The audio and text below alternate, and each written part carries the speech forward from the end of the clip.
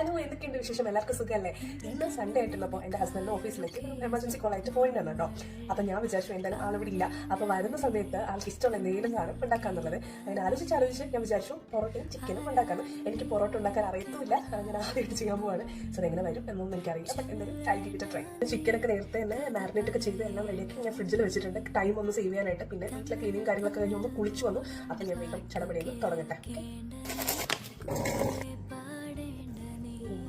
പൊറോട്ട ഉണ്ടാക്കുന്ന മാവ് ഞാൻ റെഡിയാക്കിയിട്ടുണ്ട്. അത് 1 hour എന്തായാലും റെസ്റ്റ് ചെയ്യാൻ വെക്കണം. സോ ഞാൻ വിചാരിച്ചു ആ ടൈം കൊണ്ട് എന്തായാലും ചിക്കൻ കറി ഒന്ന് റെഡിയാക്കാം. അപ്പം അങ്ങനെ എടുക്കും. പിന്നെ കുറച്ച് ഇഞ്ചി,